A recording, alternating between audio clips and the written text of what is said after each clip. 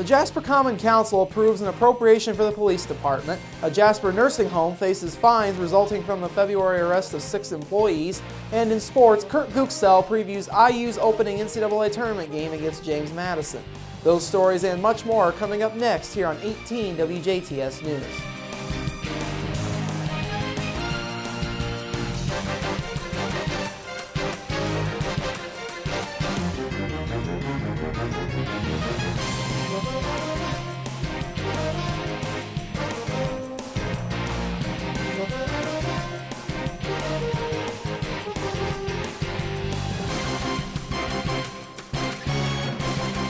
Hello, I'm Bradford Raths. In your news at this hour, last night the Jasper Common Council approved an additional appropriation of funds to the local police continuing fund to help cover the cost of purchase for a new unmarked police car to replace a current car, 5 new computers, and various software for the computers.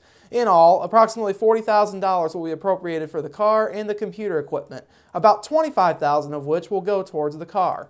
Jasper Police Chief Mike Bennett says getting the additional appropriation is important not only to his department but for the city. It's important to our department, but it's also important to the city because we're utilizing money that we already have, so therefore it's not affecting the city budget or our budget for this year. And that's monies that we generate throughout the course of the year through gun permits, accident reports, and those sorts of things, court fees. And we're contributing money back into that fund every month. So it's a win-win for both the police department and the city budget. Bennett also says the fund will build back up again over time through revenue from things such as gun permits and court fees. Also at the meeting last night, DuBois Strong interim president Mike Cummings updated the council on the group's outlook. Cummings told the council the group's biggest challenge going forward would be to reestablish a connection with the private sector and see what opportunities might arise for the group through improved relations with the private sector.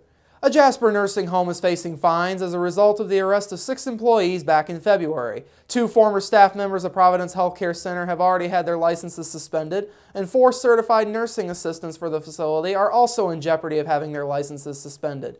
The employees were arrested in February related to physical and verbal abuse of a male resident.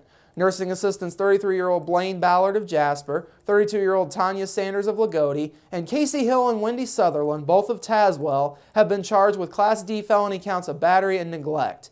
They also face misdemeanor counts of intimidation. The center's former director of nursing, 40-year-old Katrina Patterson of Jasper, and the former assistant director of nursing, 52-year-old Cheryl Rocket of Washington, were also arrested and are currently facing misdemeanor charges of failure to report victimization of an endangered adult. The Indiana State Department of Health cited the center with 4 violations, known as deficiencies, due to the incident. All 4 deficiencies were rated as an L, the highest level of severity on the deficiency scale. Ballard, Hill, and Sutherland have hearings to determine the admissibility of evidence and testimony on April 8th at DuBois Circuit Court. Sanders' admissibility hearing is set for May 20th. Jury trials for both Patterson and Rocket are set for July 17th.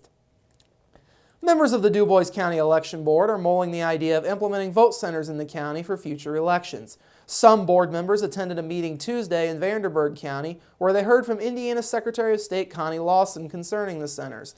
Blackford, Cass, Johnson, Switzerland, Tippecanoe, Vanderburgh, and Wayne counties are the current Indiana counties that use vote centers. Floyd and Howard counties will begin using vote centers in 2014. The County Election Board must unanimously approve the use of voting centers. They must also get county officials on board to fund them. Current law states that counties must have 1 center for up to every 10,000 registered voters, meaning that it would likely take 3 centers to cover the current registered voter population in DuBois County.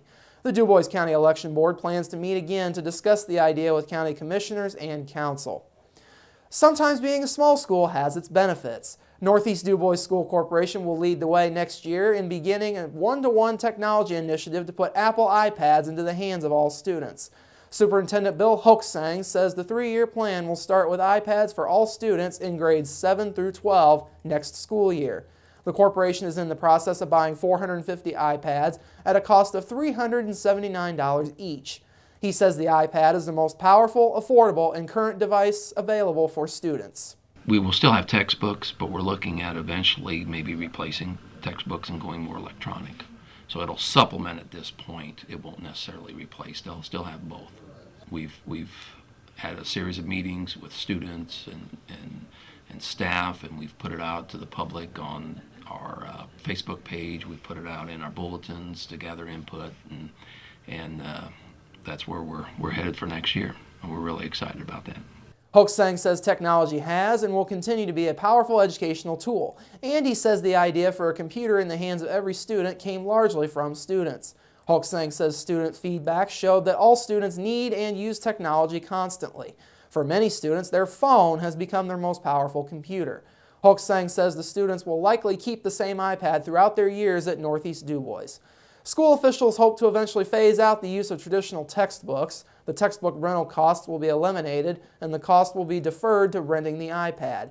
Each student will pay a rental fee equivalent to 25% of the cost of the iPad. Hoaxsang says they plan to add the rest of the middle school during the 2014-2015 school year, and DuBois and Celestine Elementaries during the 2015-2016 school year. DuBois County is ranked as the 4th healthiest county in Indiana, according to a new report released yesterday by the Robert Wood Johnson Foundation and the University of Wisconsin Population Health Institute. The 2013 County Health Rankings are a collection of 50 reports that reflect the overall health of counties in every state across the country. Annually, counties receive a snapshot of how healthy their residents are by comparing their overall health and the factors that influence their health with other counties in their state. This allows communities to see county to county where they are doing well and where they need to improve. DuBois County ranked 4th in health outcomes and 6th in health factors. Hamilton County, on the north side of Indianapolis, was ranked as the healthiest county in Indiana, followed by Hendricks County on the west side of Indianapolis in 2nd, and Boone County on the northwest side of Indianapolis came in 3rd. The health outcomes ranking is based on measures of mortality and morbidity. The mortality rank, representing length of life, is based on a measure of premature death, the years of potential life lost prior to the age of 75. The morbidity rank is based on measures that represent health-related quality of life and birth outcomes. 4 morbidity measures are combined: self-reported fair or poor health, physical health days, poor mental health days, and the percentage of births with low birth weight. The health factors ranking is based on 4 factors: health behaviors, clinical care, as well as social, economic, and physical environmental factors. Health behaviors include measures of smoking, diet and exercise, alcohol usage, and risky sex behavior. Clinical care has measures of access to care and quality of care. Social and economic factors have measures of education, employment, income, family and social support, and community safety. The physical environment includes measures of environmental quality and the built environment. Public Health Accreditation is a national program for state, local, territorial, and tribal public health departments. The goal of the accreditation program is to improve and protect the health of every community by advancing the quality and performance of public health departments. The online report can be found at www.countyhealthrankings.org. A groundbreaking ceremony is set for Monday morning for a new recreational boulevard that will extend from the Jasper Train Depot to 3rd Avenue. The Redevelop Old Jasper Action Coalition is hosting the groundbreaking event at the depot beginning at 10 a.m.